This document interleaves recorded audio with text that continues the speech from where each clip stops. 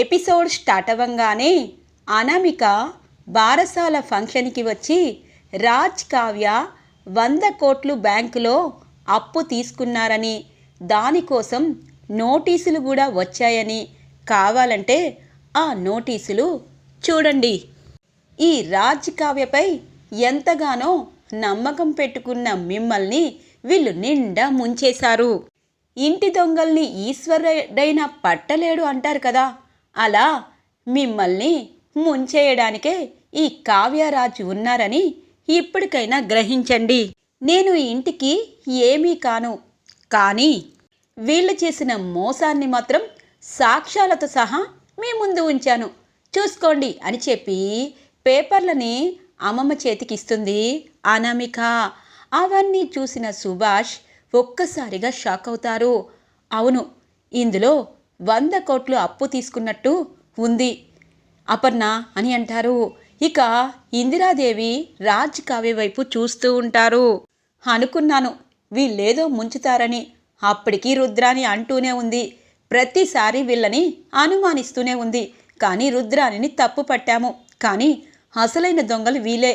రాజ్ నిన్ను ఎంతో నమ్మితే 100 కోట్లు అప్పు తీసుకొని అమెరికా చెక్కేయాలని, ఇంకా ఈ ఆస్తిపాస్తులని మూటగట్టుకొని వెళ్ళిపోవాలని, మాకు ద్రోహం చేయాలని ఎలా అనుకున్నావు అని అంటారు ధాన్యలక్ష్మి.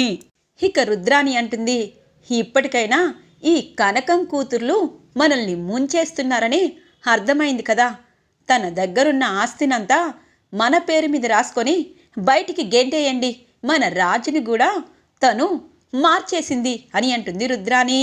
రుద్రాని అని అంటుంది కావ్య.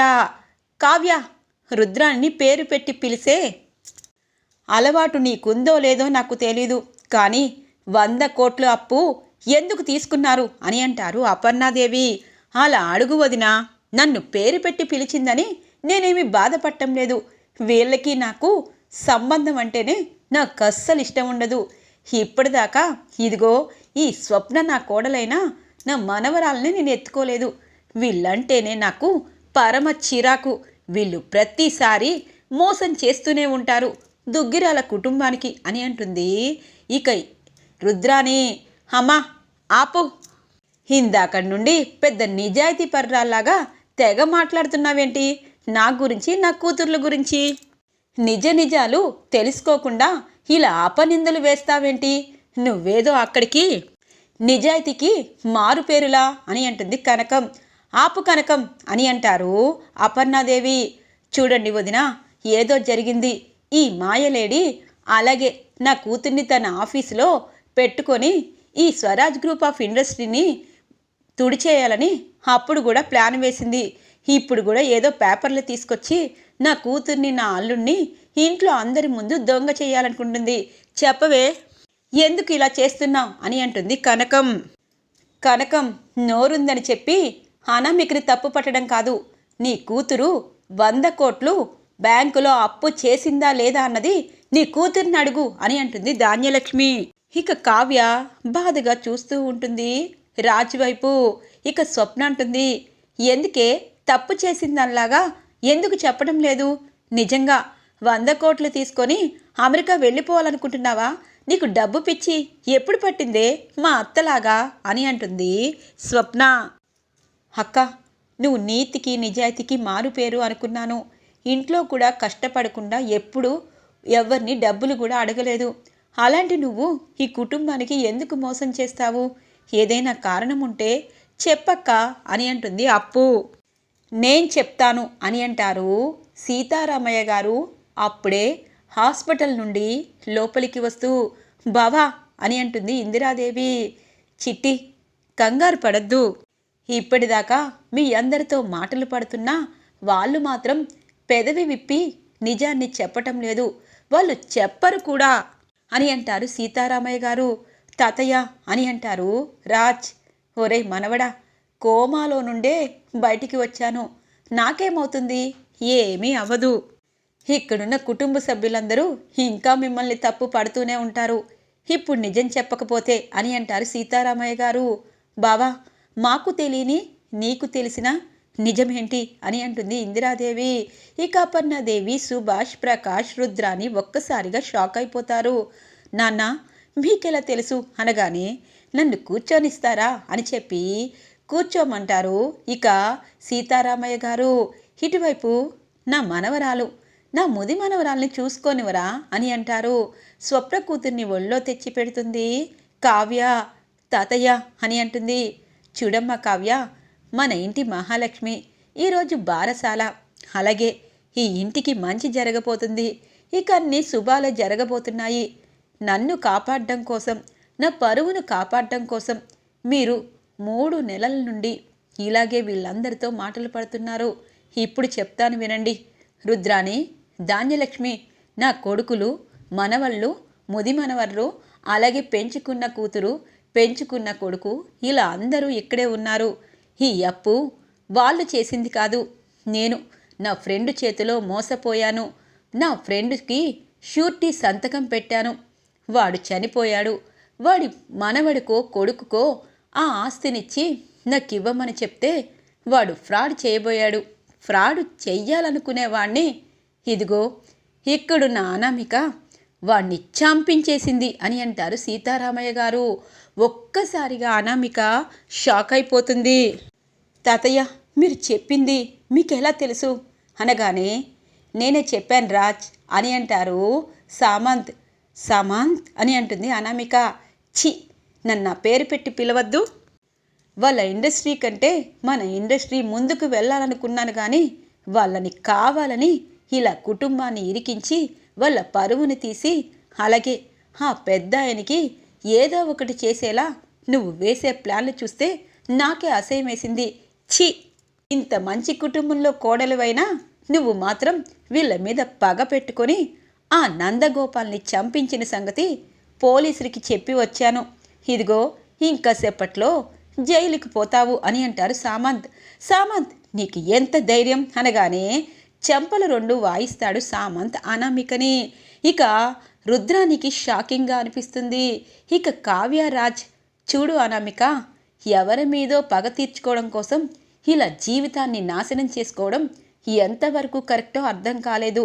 ఆడపిల్ల ఆడపిల్లలా ఉండాలి, కావాలంటే ధైర్యంగా ఉండాలి, ముందుకెళ్ళాలి.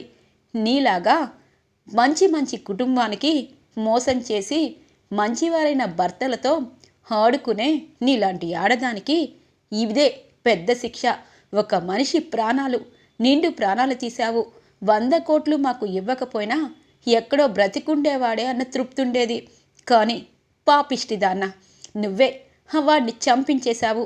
ఇప్పుడు ఆ 100 కోట్లు మేము కష్టమో నష్టమో భరించి తీరుస్తాము, కానీ నువ్వు మాత్రం జీవితాంతం జైల్లోనే ఉండాలి అని అంటుంది ఇక కావ్య.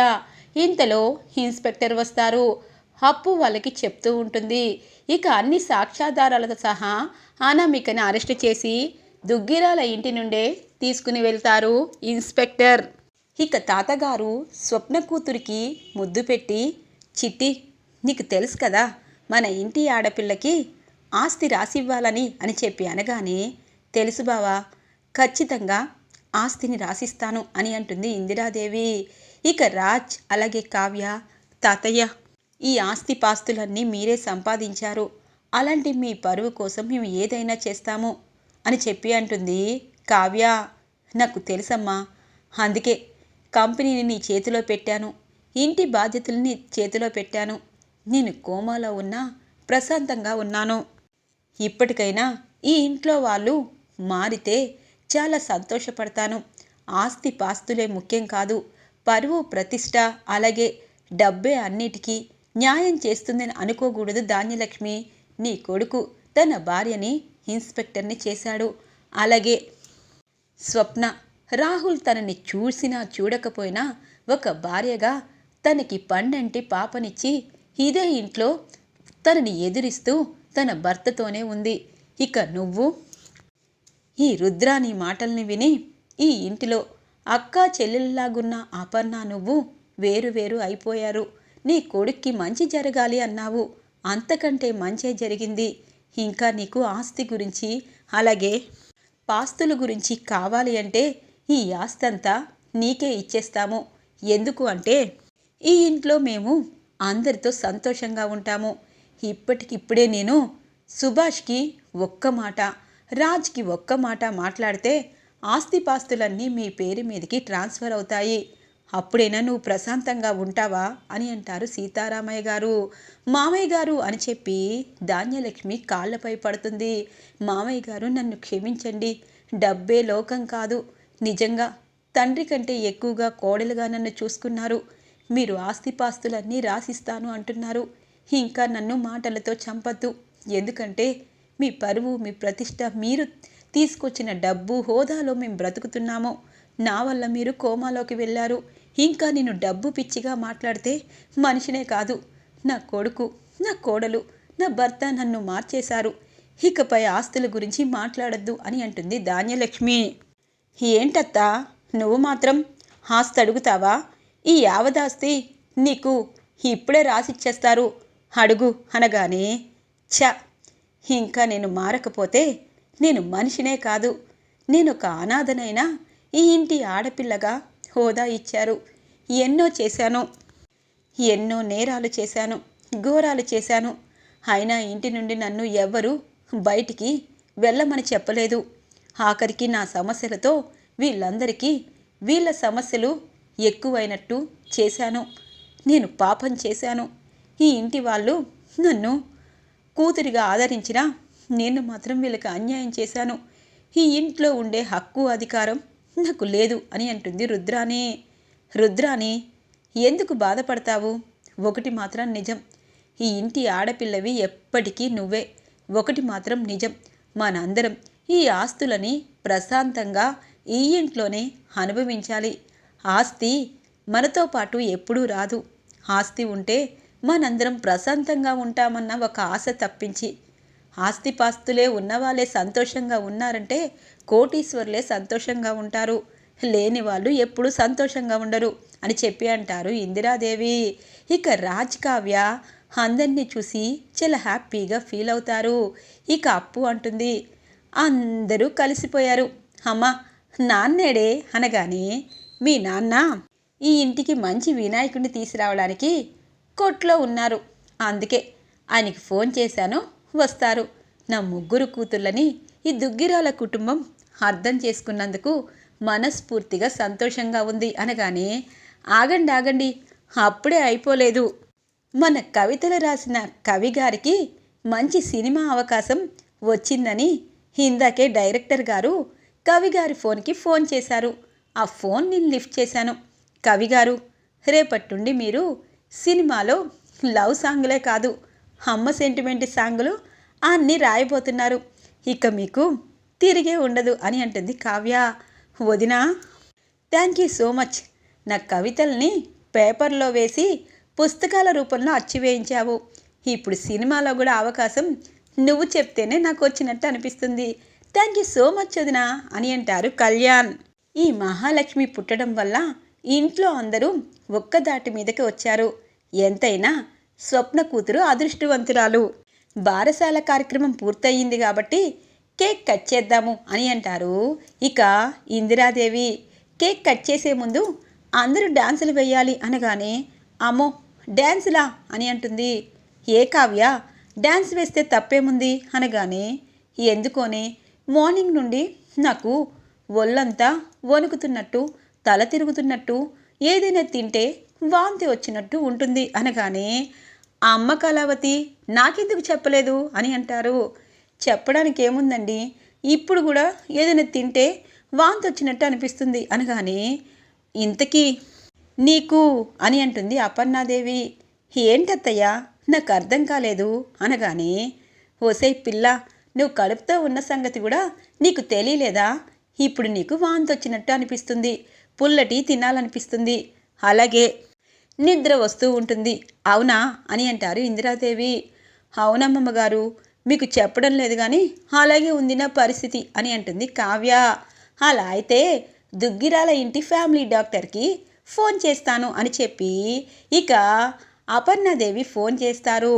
డాక్టర్ వచ్చి కావ్యని చెకప్ చేసి, ఈ ఇంటికి, దుగ్గిరాల ఇంటికి వారసుడు రాబోతున్నారు అతి త్వరలో అని చెప్పి ఇక గుడ్ న్యూస్ చెప్పి వెళ్ళిపోతారు డాక్టర్. అందరూ కావ్యని చూస్తూ ఉంటారు. కళావతి, మా నానమ్మ, మా మమ్మీ, మా డాడీ, ఈ ఇంట్లో వాళ్ళందరూ అడిగినట్టు నేను నీకు బాబునో పాపనో ఇచ్చేస్తున్నాను అని చెప్పి కావ్యని ఎత్తుకొని గిరాగిరా తిప్పుతూ ఉంటారు రాజ్. ఈరోజు ఎపిసోడ్ ఇలా శుభం కార్డుతో ఎండ్ అవుతుంది ఫ్రెండ్స్. బ్రహ్మముడి సీరియల్ శుభం అయిపోతుంది. ఈ ఎపిసోడ్ నచ్చినట్టయితే లైక్ చేసి సపోర్ట్ చేయండి. Thanks for watching friends.